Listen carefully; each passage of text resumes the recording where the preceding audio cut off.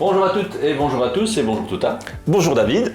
Que vas-tu nous préparer comme recette aujourd'hui? Alors aujourd'hui, je vais vous préparer un tartare de saumon à la japonaise. Vous allez voir, c'est très sympa avec des tomates marinées et une petite tuile façon un peu gastronomique, une tuile aux dentelles avec du thé de matcha.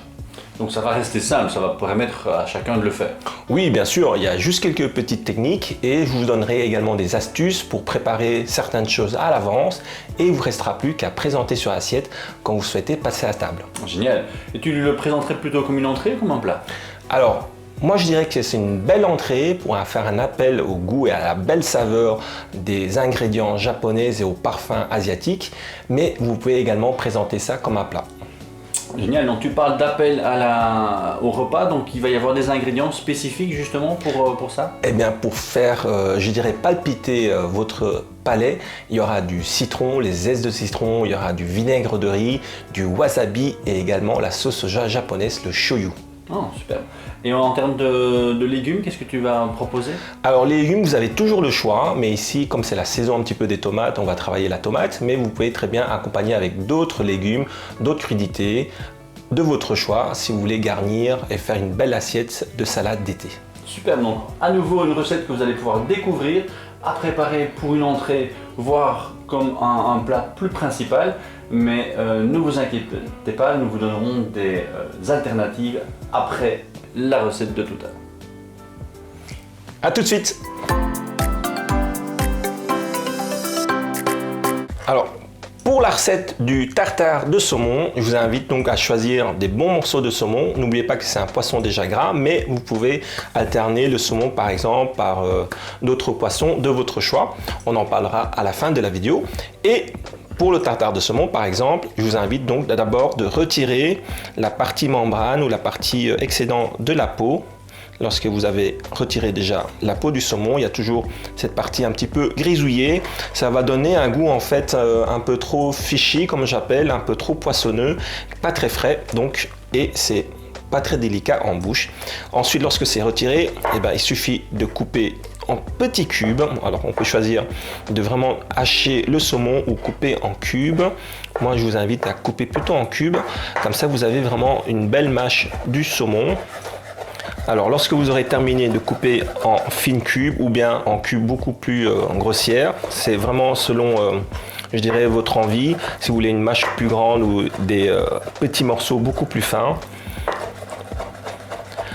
Hop, on va passer maintenant à la petite marinade. Alors ça va être très facile. Vous aurez besoin de sauce soja, de jus de citron, de zeste de citron, un petit peu de jaunes oignons, de sésame. Et donc pour commencer, je vais rajouter directement un peu de jaunes oignons. Donc il suffit d'enlever la racine, couper la pointe et ensuite vous ciselez finement.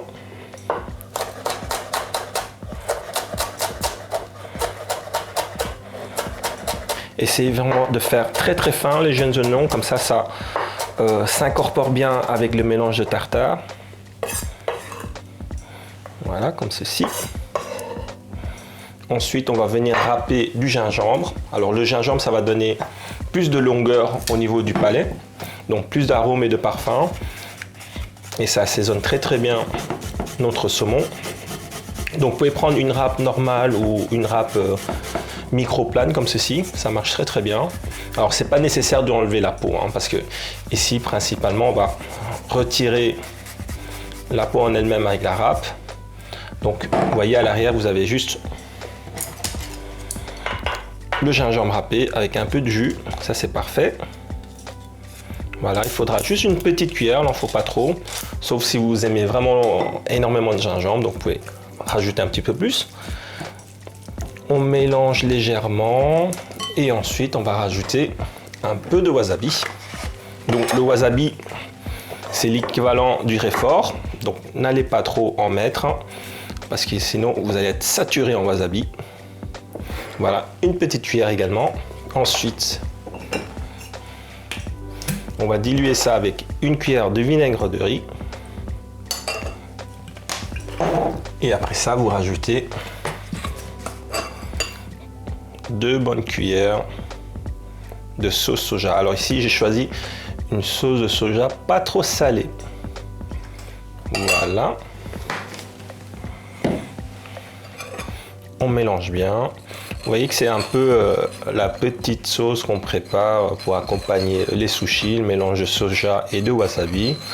Et donc le wasabi se marie parfaitement bien avec le poisson cru. Donc, lorsque c'est bien mélangé, on va rajouter directement un peu de graines de sésame torréfiées. Ici c'est un mélange de sésame noir et sésame blanc grillé. Vous pouvez choisir l'un ou l'autre ou mélanger les deux. Alors le sésame c'est sympa, ça va donner une belle texture. Lorsque vous avez ça, lorsque vous avez croqué ça, ça va être parfumé et ça va donner une belle texture croquante aussi à votre tartare. Donc tartare il est terminé, n'oubliez pas qu'il faut travailler rapidement le poisson frais pour pas que ça tourne. Voilà, c'est déjà très parfumé, c'est génial. Voilà, on va filmer ça, mettez-le au frais, au frigo avant de servir et ensuite on va passer à l'étape suivante qui est en fait les tomates marinées. Alors ensuite, pour la deuxième partie de la recette, on va donc parler des tomates marinées. Alors, tombe bien, c'est la saison des tomates. Alors ici, j'ai différentes variétés de tomates. Vous pouvez choisir les tomates que vous aimez. Vous pouvez aussi prendre des grosses tomates, hein, comme des tomates cœur de bœuf ou autres que vous préférez. Et ensuite, de faire la vinaigrette. Alors, pour les petites tomates, vous pouvez également choisir de les émonder. Mais ici, on va faire plutôt une recette facile. Donc, on va tout simplement les couper en deux. Et comme ça, ça va absorber notre marinade. Donc, coupez tous les tomates en deux. Je me suis trompé, j'ai mis dans la poubelle. Hop. Alors, attention, les tomates jaunes sont en général beaucoup plus souples. Donc, les écrabouillez pas. Voilà, on va prendre encore quelques tomates pour colorer tout notre plat. Comme ceci, juste en deux. Voilà. Et ensuite, pour donner un petit peu de côté douceur et crémeux à notre salade de tomate, je vais rajouter également un demi-avocat. Voilà. Vous pouvez le retirer comme ceci et ensuite faites des petites entailles sur la demi-sphère. Voilà. Et ensuite vous piquez une cuillère et vous pouvez retirer facilement tous vos dés d'avocat. Voilà. Alors, lorsque c'est fait, maintenant, on va les mariner. Donc, on va faire un rappel de saveur avec le gingembre qui va épicer légèrement notre préparation, le parfumer et donner plus de longueur en bouche. C'est important la longueur en bouche. Alors, hop, un petit peu de gingembre. Voilà. Ensuite, on va mettre du jus de citron, mais d'abord, on va râper le zeste de citron. Vous pouvez également choisir le citron vert si vous préférez. Voilà, c'est très parfumé.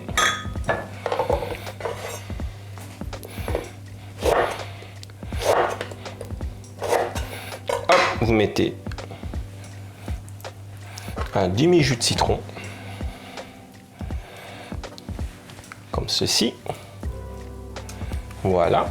Et ensuite, on va apporter encore de l'acidité avec du vinaigre de riz. Alors, le vinaigre de riz, c'est assez doux comme vinaigre. Au niveau de l'acidité, c'est vraiment très intéressant. C'est pas très agressif. Si vous n'avez pas de vinaigre de riz, on peut parfois remplacer par du vinaigre de vin blanc. Voilà, essayez de prendre du vinaigre naturel, je vais dire, pas du vinaigre d'alcool. Et là, on va mettre 3 petites cuillères. Voilà, et vous allez mettre la même quantité en huile. Alors dans ce cas-ci, je vais utiliser de l'huile d'olive. Également 3 cuillères.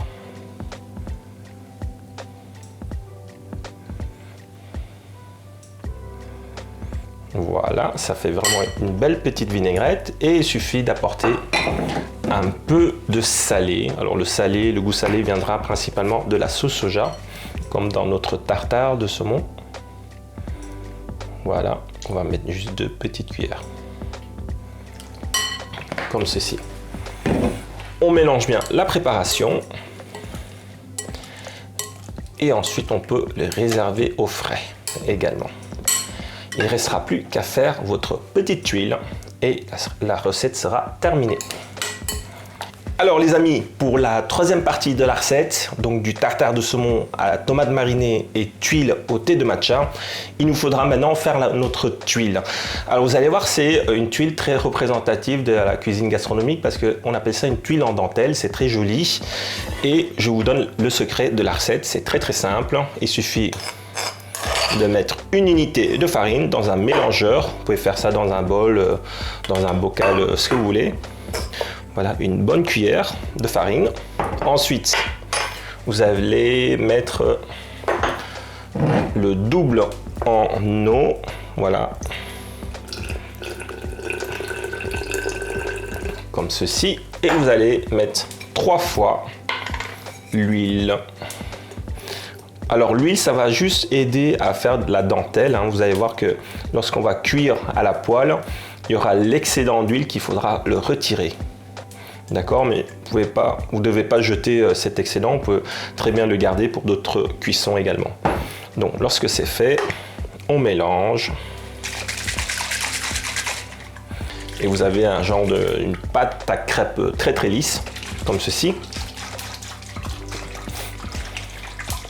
Voilà, et ce qu'il nous restera à faire, comme je vous ai dit, c'est une tuile au thé de matcha. On va donc rajouter, voilà, la poudre de thé matcha. On va le rajouter 2 fois. Donc, d'une part dans la préparation et d'autre part à la fin de la préparation pour que le thé de matcha soit vraiment très puissant, très parfumé. Donc, une demi petite cuillère dans notre préparation. Alors cette huile, c'est une base que vous pouvez faire avec d'autres parfums, d'autres couleurs, d'autres goûts également. Voilà, vous avez quelque chose de très verdâtre. Suffit de chauffer maintenant une poêle anti-adhésif. Si vous n'avez pas de poêle anti-adhésif, allez en acheter. Ou bien tout simplement prenez du papier de cuisson également. Ça marche très bien avec un papier de cuisson dans le fond de votre poêle. Voilà, on attend que ce soit bien chaud. Voilà, et ensuite, mélangez bien la préparation. Et on va verser pour faire un genre de petite galette, genre de petite tuile.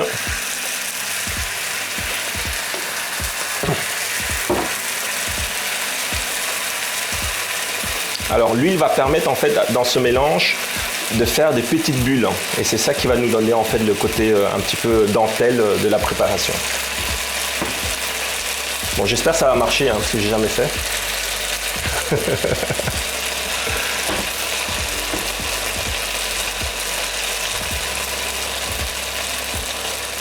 Voilà, là l'excédent d'huile commence à sortir. Et votre farine et votre mélange de farine et d'eau commence à se durcir.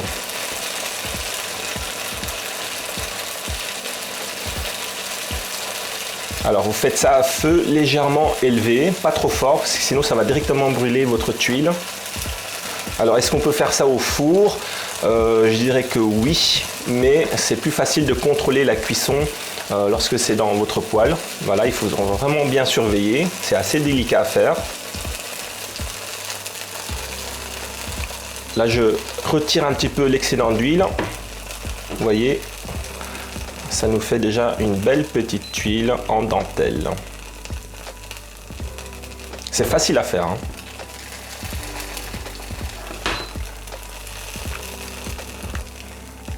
Voilà, alors vous pouvez avec ce mélange faire je dirais environ 5 à 6 dentelles de thé de matcha. Voilà, on laisse un petit peu sécher et ça sera terminé. Super. Voilà, les 3 recettes sont terminées, il ne restera plus que présenter votre assiette. Alors pour la présentation de cette recette, il suffit de mettre au fond, alors pour que ce soit plus joli, hein, je vous invite à une petite assiette à fond creux comme ceci. Voilà, votre petite tomate marinée. Voilà, ensuite on va venir mettre un peu de jus de marinade. Rajoutez ensuite votre tartare. Voilà, hop.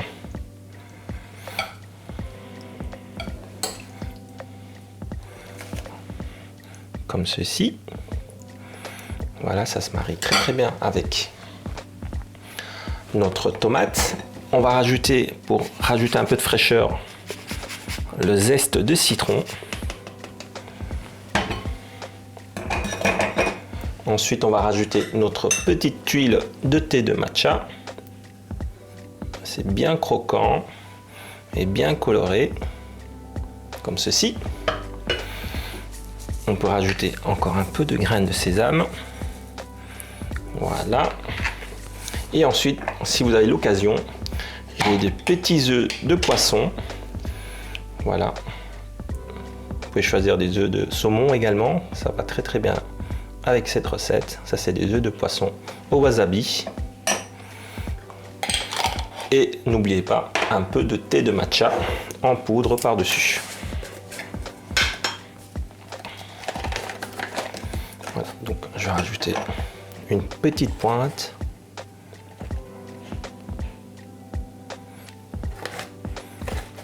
De thé de matcha pour parfumer encore notre recette. Voilà, parfait.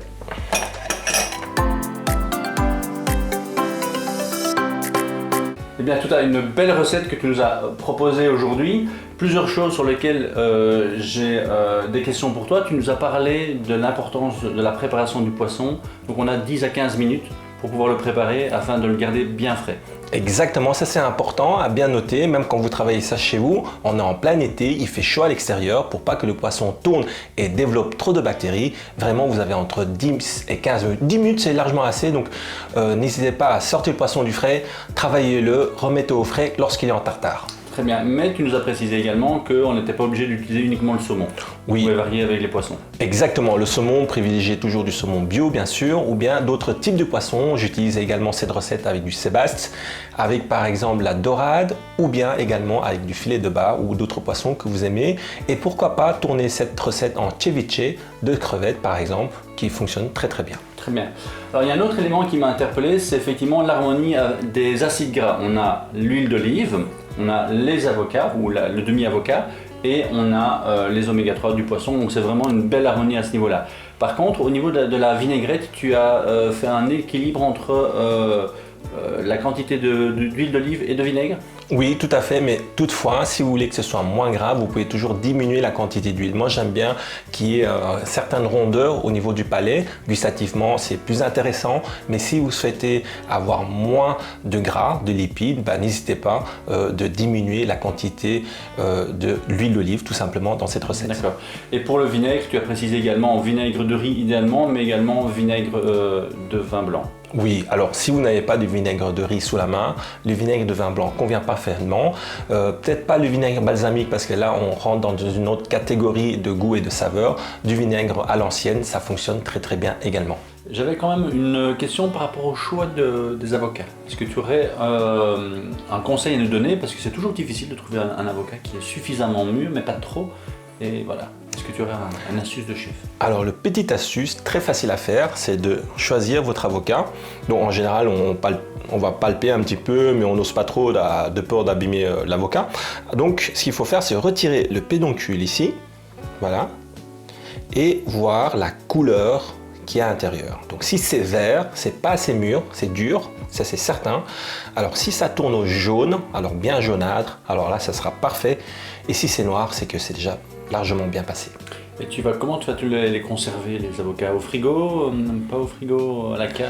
Alors bien évidemment, si c'est pas encore assez mûr, on préconise de le mettre en fait en dehors du frigo, comme ça va permettre de mûrir un petit peu votre avocat. Si vous voulez accélérer la maturation de l'avocat, il suffit de mettre dans un sac en papier.